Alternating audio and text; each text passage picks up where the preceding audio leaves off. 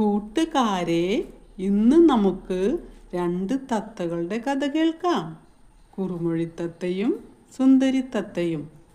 നമുക്ക് തുടങ്ങാം. ആഞ്ഞിലിക്കാട്ടിലെ കുറുമൊഴിത്തത്ത ഒരു നാൾ പറന്ന് പറന്ന് നഗരത്തിലെത്തി. വിശപ്പ് സഹിക്കാനാവുന്നില്ല തത്തയ്ക്ക്. അപ്പോഴാണ് അടുത്തൊരു പഞ്ചസാരപ്പഴത്തിൻ്റെ മരം അവൾ കണ്ടത്. കുറുമൊഴിത്തത്ത ആ മരത്തിൻ്റെ കൊമ്പിൽ ചെന്നിരുന്ന് വയറ് നിറയെ പഴം തിന്നു വിശപ്പ് മാറ്റി. ആ മരത്തിൻ്റെ താഴെയായി ഒരു കൈനോട്ടക്കാരൻ ഇരിക്കുന്നത് അപ്പോഴാണ് അവൾ കണ്ടത്. അയാളുടെ അരികിൽ ഒരു ചെറിയ കൂട്ടിൽ തന്നെപ്പോലെ ഒരു പാവ സുന്ദരി തത്തമ്മ. അവൾ കുറേ നേരം ആ മരക്കൊമ്പിൽ സുന്ദരിത്തത്തയെ നോക്കിയിരുന്നു. ഭാവിയും ഭൂതവും കേൾക്കാൻ പലരും വന്നുപോയി. അപ്പോഴേക്കും അയാൾ ആ കൂട് തുറന്ന് സുന്ദരി തത്തയെ പുറത്തിറക്കും. കൂട്ടിവെച്ചിരിക്കുന്ന ഭാഗ്യച്ചീട്ടുകളിൽ നിന്നും ഒരെണ്ണം തിരഞ്ഞെടുത്ത് അയാളുടെ കയ്യിൽ കൊടുത്തിട്ട് സുന്ദരി തത്ത തിരികെ കൂട്ടിലേക്ക് കയറിപ്പോകും. കുറുമൊഴിത്തത്തയ്ക്ക് ഇത് കണ്ട് വലിയ സങ്കടമായി. പാവം സുന്ദരി തത്ത. കുറേ നേരം അവൾ സങ്കടത്തോടെ ആ കാഴ്ച കണ്ടിരുന്നു. കുറച്ച് കഴിഞ്ഞപ്പോൾ കൈനോട്ടക്കാരൻ തൊട്ടടുത്ത കടയിലേക്ക് എന്തോ വാങ്ങുന്നതിനായി പോയി. ഈ സമയം കുറുമൊഴിത്തത്ത സുന്ദരിത്തത്തയുടെ അടുത്ത് എന്ന് ചോദിച്ചു, സുന്ദരിത്തത്തെ, നിനക്ക് വിശക്കുന്നുണ്ടോ? വല്ലതും കഴിച്ചോ നീ? രാവിലെ കുറച്ച് പഴം തന്നു, അത് കഴിച്ചതാണ്. ഇപ്പോൾ നന്നായി വിശക്കുന്നു, സുന്ദരിത്തത്ത പറഞ്ഞു.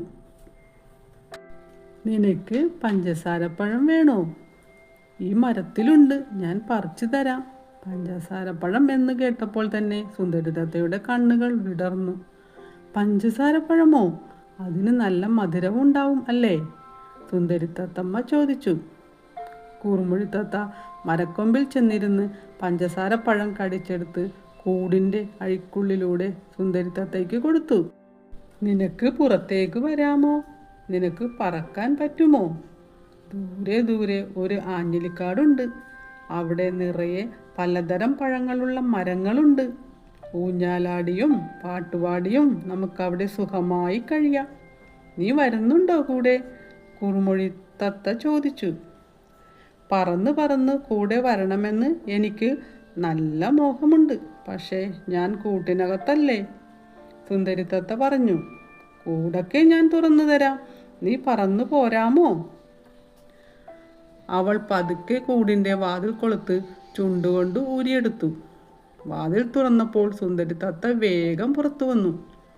വേഗം പറന്നു, കൈനോട്ടക്കാരൻ വരും മുൻപേ നമുക്ക് ആഞ്ഞിലിക്കാട്ടിലെത്താം. കുറുമൊഴിത്തത്തയോടൊപ്പം പറന്നെങ്കിലും സുന്ദരിത്തത്ത ആദ്യം കുഴഞ്ഞു വീണു. അപ്പോൾ കുറുമൊഴിത്തത്ത അവളുടെ അരികിലേക്ക് വീണ്ടും പറന്നു വന്നു ഉത്സാഹത്തോടെ പറക്കാൻ പ്രേരിപ്പിച്ചു. ഇക്കുറി സുന്ദരിത്തത്തയും കുറുമൊഴിത്തത്തയും മരക്കൊമ്പിലേക്ക് പറന്നു കയറി. പഞ്ചസാരപ്പഴം വയറ് നിറയെ തിന്ന് വിശപ്പ് മാറിയപ്പോൾ അവർ പാട്ടും പാടി ആഞ്ഞിലിക്കാട്ടിലേക്ക് പറന്നുപോയി.